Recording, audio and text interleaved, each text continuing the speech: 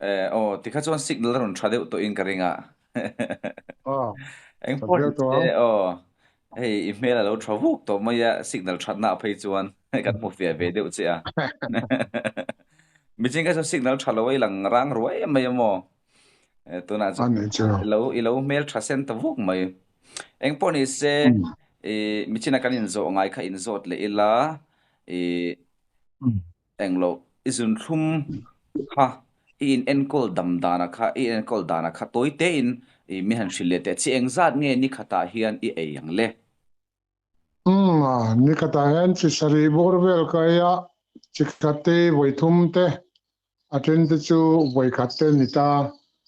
chú vàng in à chỉ sari vel trên như cái tài anh chân với som vel chú còn ấy ni chú à riêng đa rồi có thằng một đòn thanh xuân cái này ấy chú ni đâu beri o yetro ai tur kha tam ta em a nè ti chuanin ấy tôi apoi molai ber tu na hian izun thum kha choi ma in engza nge ni to le tôi mai in 96 anh ya fasting à yan PP à 100 o anh đều cả giờ giờ alo này với thum anh ta mà khá chọn 93 thế bộ khá PP khá chọn nhiều mà anh nhiều mà um mà sẽ 96 à khá chọnเลยà mà sẽ 96 sai hen chọn anh em ta lo à PP hi 93 cái này lại khá PP à 100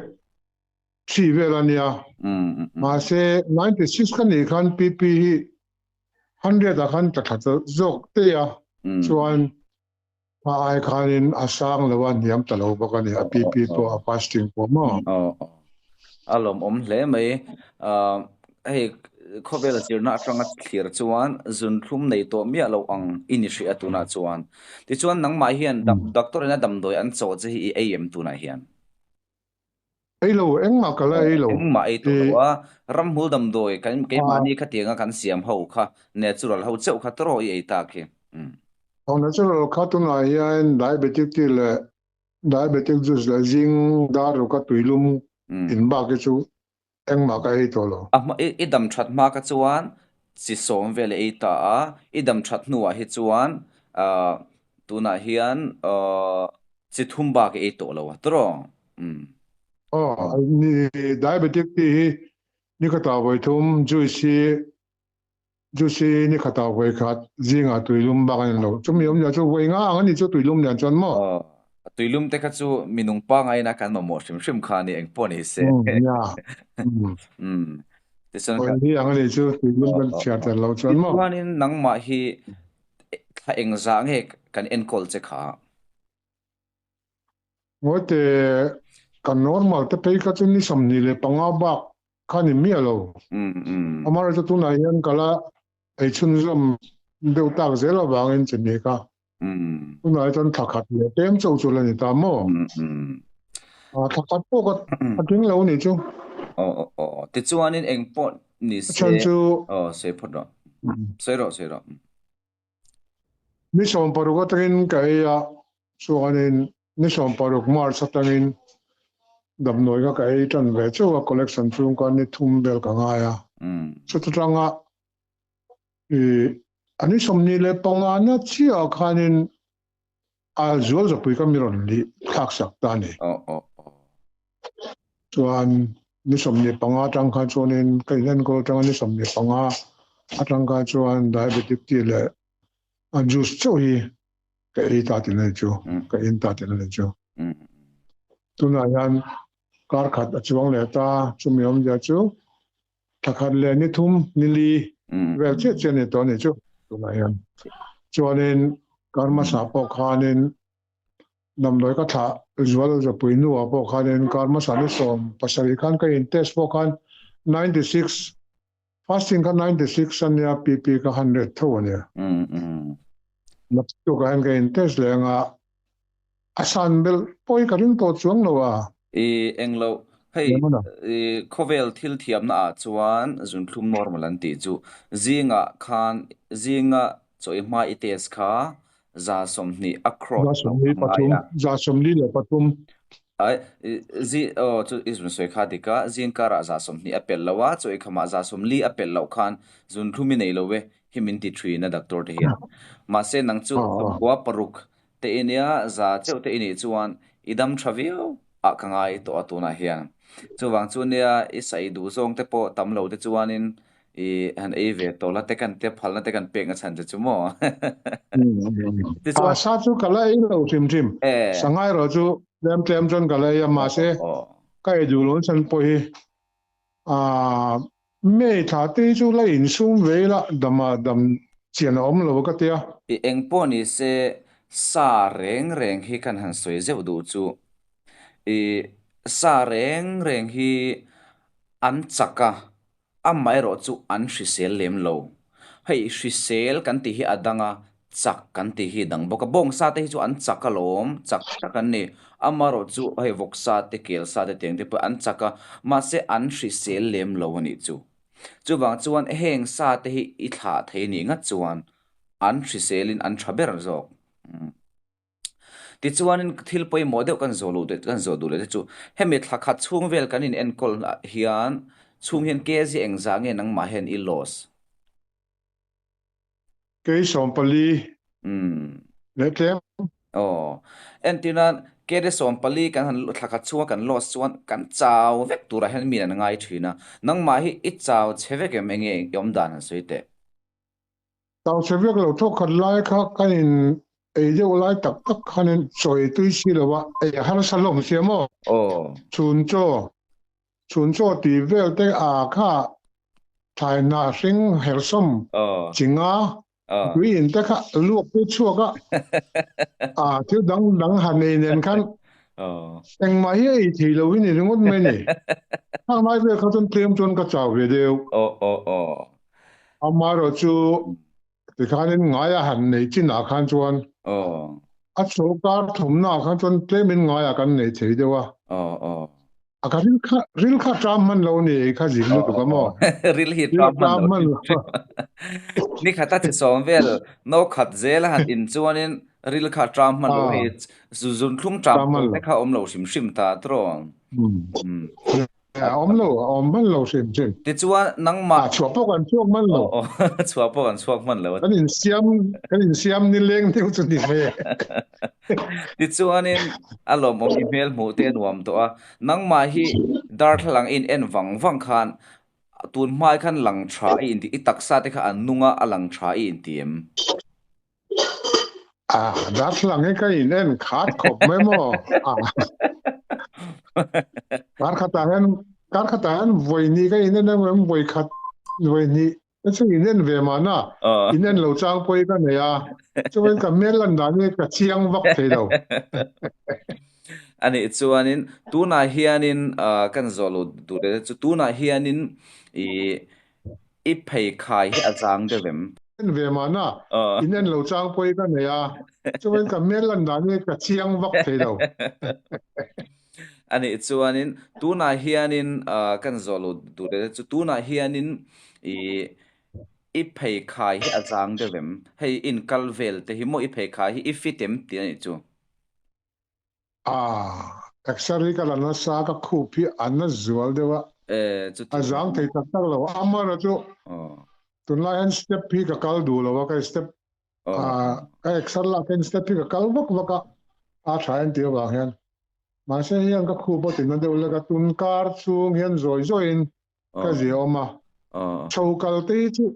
ka ol samang reng ve chan tak miwa tu kal po hi tik chon ka zi om to ani na taka tuan a thalu tuk i khup khalo dam se chon i jang vuk tur ne tro ti chuan nang ma hianin i pumpui pai te i pumpai te i ril nge i thil ai i pai kha i anom pha em hei chu a thave kop mai ka pum hi ka soi sel lo kang hu te ka e sa thi reng kim zong tra te ka pum hi chu ka soi sel lo ka van nei a tha kop mai kai ang hi chu ei seng son midang tam tak te in soi sel do na mo a that na sa chei pum ma lo thani chu eng poni se ne khami i thon thu kha toy te kha kan ngai thadu te chuanin nangma treatment ang hi midang hian ti ve se i duem adu chu ka dua ma se hei ka thian te pani poi kan so ta kan pi ve lo ti kha tak kha nia kan han zo du da chu mo mi in damadu tak tak chuan kan treatment hi ti se katia ti chuan amaro chu mi ina adamadu lem lawa hetiang doctor tena Zunthlum nam toy metformin elo fashion khatiang an ei reng du ani chuan thu shan ni se kan treatment hi la kher ngai lo amaro chu mi in dam du na nung tak tak kana ya uluk taka azom chuan dam thei ni hin ka nga ya ke po mo hi kum thum zen ton hi kan lo thok ve to a hospital ate po ti chuanin nang ma hian enge han thoi du an soi bel du te ne em nia tu na mi se yang de kan ne ke po hi dam mi ka dua ka tum bo ka na po yan sa te po man ni an ei tha do lo vok srep ka le sa ka ati te chu ku jung pui te chu ka ve ma se ei lo pon ka lo om thei ka dam na tu la ni chuanin dama chian lu to om lo e ka tia tu na pon ka la in sum te zela at ei ve ro i dam khan ti pon angoi ru ke ma hi chian phot ka dua a chul ni chuanin dam na tu ni chuanin thani thathum po ka la in sum ma yang tin e ka lo chang china chu wangin ke ni anga dam du tak tak tan lo chuanin har sat po har sang a tui po a tui lo boka jinga tanga zanda ru thlenge chan kan buaya mudona kan ei le a khati reng khan chuanin man po kan man lo ni kan thau phata ei dam noi ei tur te kan siama a siam sa siam thei kan lo siama dare ngam box si lo ti khan kan in siam ni leng ka chunin deu be ma kan chuak wak thei lo wa dar kar ni bo vel le ka shodon pon dam doi chi ni chi thum kha siam sa kan pai me a khati ang ani lo khan chuanin har sa khop me chu wangin dam du tan chuanin tuna dietitian kan ro anga kan dam doi min choi chu a tha ke ponarin tlak ka tia amma ro chu taimak na tel lo chuan tumru na taimak na le tumru na tel lo chuan a har sa ani hi kho tia chu ka sei de tak sadam nan po hian taima ka lo nga ya chutiang bokin tharau dam nan po hian iswa cross simi taima le tumru lo tan chuan put reng thai po hi ni big lo ni tro hi de taksa khop le mai tharau in lom na chi khatani a mi taima lo tan chuan cross put rit tak han put reng te hi thil na mai lo tak hi lo ni a chu wang chuan hrisel na ka sero kami te kin nan khan tirko polan boruak mai nek lovin mani le mani ke in nek china ti kha an lo dik khop mai mani po mai om lo tor hi lo ngai khop mai mo adik lu tu tu mi zara lo chon se om na lo wa chan nom na hi lo om lo wa tumru na tel lo chon thileng mai lo thei lo boka chu chu tun chung ma hian a chiang khopin ka ria ke kom na hun toy te hun thatak mai bin pe kalom lu tuk ringot mai ke ege po mon to na khalom te na sa katiang imien kol na zara imien kol na zara hei kan pa ngai chho le kalom tak tak kani ke po midang te po hian tumru na lo be be se lo dam pui be se ka du khop mai ke lo om lu tu ke lo dam pui le lo shisel pui le lo mel that pui zel ro kan tum ze lang ni man nuam em le om ni man nuam le ade ole tuna kan mu kha tak nge zil thlenga ni a he a message top number hi kan lo chiar nge om ni som pasari April ti ani tura ka ngaya hi khan fasting somkwa prok ania chon choi khama khan za ani voin hin ri na ni ani zan khan ar sa one piece ka ive tokin